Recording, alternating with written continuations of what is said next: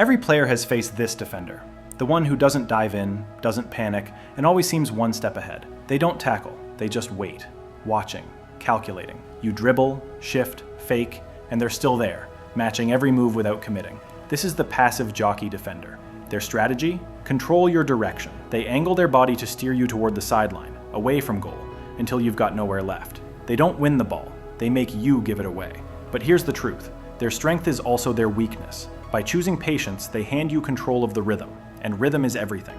When you slow, they slow. When you stop, they stop. It becomes a mirror match, and that's your opening. Once you match their pace, you dictate the tempo. That's when you flip the script. If they're slower, play into their game first. Let them think they're guiding you wide. Show the ball, drift toward the line, make them relax. Then snap the switch. Explode down the wing with a burst they never saw coming. By the time they react, you're crossing or cutting inside. If they're fast, use intelligence, not speed. Build rhythm with soft touches, just enough to lure them into comfort. Then, right when they think they've timed your pattern, take one last touch forward, as if continuing straight, and cut sharply inside. A small, explosive touch inward. That destroys their balance because they've already committed forward. The secret isn't dribbling faster, it's changing pace smarter. Think heartbeat. Fast, slow, stop, burst. That unpredictability makes a calm defender panic. And if you feel locked down, don't force it. Pass and go. Use their patience against them with a quick 1-2. Pass, then sprint into the space behind. They'll hesitate, unsure whether to stay or turn. And that's all you need. Remember, the passive jockey thrives on control. Take that away, and they crumble. Once you decide the rhythm, it's your game, not theirs. But that's just the calm type. Some defenders don't wait. They come for you with everything. Now the opposite.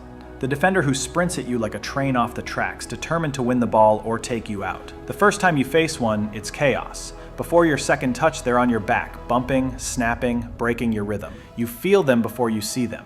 They rely on panic. That split second of hesitation is all they need. But here's the catch. The faster they commit, the easier they are to outsmart. Aggression is predictable once you read it, and that starts with scanning. Before you receive the ball, take a mental snapshot. Spot the defender charging in, you've got them where you want them. Now it's about timing. When the ball arrives, take one controlled touch, then shift it to the other foot.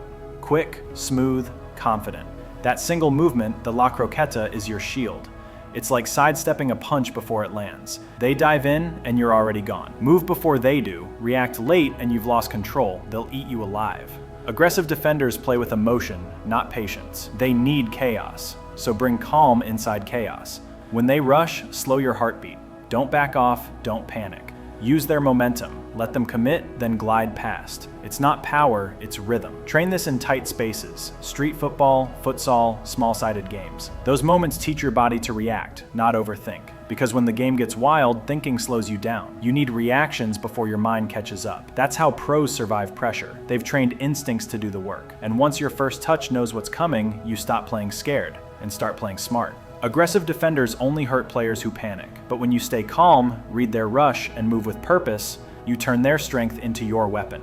But what if the defender never leaves your side? This one drains you, physically and mentally. The man-to-man shadow. You turn, they're there. You drift wide, they drift with you. It feels like being hunted. These defenders don't guard space, they guard you. Their job isn't to win the ball, it's to erase you. They're strong, stubborn, and relentless.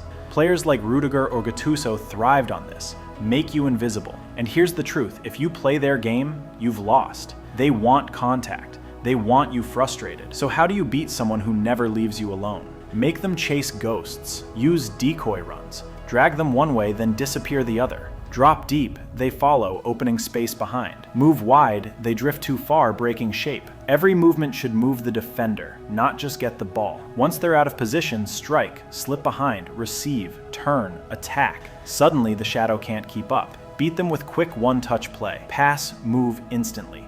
Don't give them time to reset.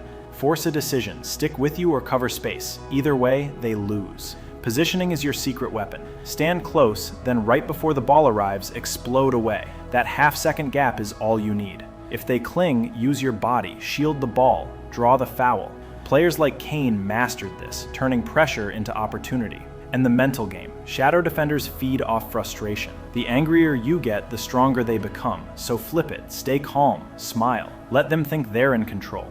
Because the moment you stop reacting, you become unpredictable. Eventually, they hesitate, loosen their grip for 1 second, and that's your window. The crack where you explode and leave them behind. You don't beat the shadow by fighting it, you beat it by vanishing. Movement, patience, intelligence. That's your weapon. But then there's a different breed, defenders who bend the rules. Some defenders rely on control through chaos, the subtle art of bending rules without breaking them. These are the tactical foulers. They won't dive recklessly, instead they wait for one perfect moment, then clip your ankle, tug your shirt, or block your run just enough to kill momentum. No yellow card, just a quiet foul that stops your flow. It's psychological warfare. Every time you build rhythm, they interrupt it. They're not stealing the ball, they're stealing your flow. Players like Ramos turn this into an art. They foul the moment your attack turns dangerous. But you can outsmart them if you stop playing their game. Their weapon is timing. Your counter is movement. Don't stay static. Don't hold the ball. Keep the game fluid. Touch, pass, move. When you move constantly, they can't set the trap. If you sense a foul coming, use it. Slow slightly, lean across the ball, make contact obvious. Force them to foul where it benefits you. It's not diving, it's control. Bait them. Tactical foulers crave predictability.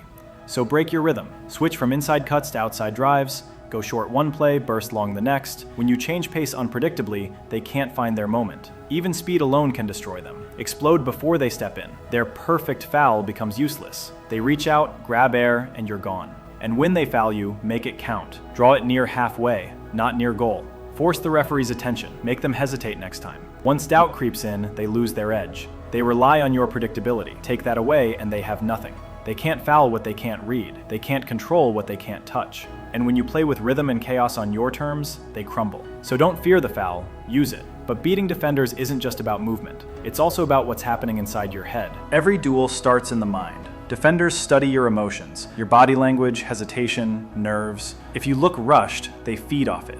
That's why the best attackers always look calm. Not because it's easy, but because they control the duel's energy. Players like Messi or Mbappe never let the defender set the tone. They move when they want, and force the defender to dance to their rhythm. That's the psychological edge. Your body is your language. Your posture tells everything, or nothing. The way you carry the ball, shift your eyes, it all communicates intent. But you can use those signals as disguises. Show calmness when you're about to explode. Show intensity when you're about to pause. Confuse their reading, because defenders spot patterns, and unpredictability is their nightmare. Next time, look straight at them. Don't glance away. That confidence makes them hesitate. That heartbeat of uncertainty gives you the advantage. Even your touch tempo controls their mindset. Soft touches lure them in. Sharp ones push them back. You can move defenders with rhythm alone. That's why great attackers look like they're dancing. They're making defenders react to music only they hear. But the real secret weapon? Stillness. Before every duel, both players freeze, waiting. If you hold your composure, the defender cracks first. Their instinct forces them to move. And when they do, that's your cue. It's not about tricks, it's about control of space, timing, emotion. When you play calm in chaos, defenders lose balance. They're trained for movement, not silence. And that's where mastery begins.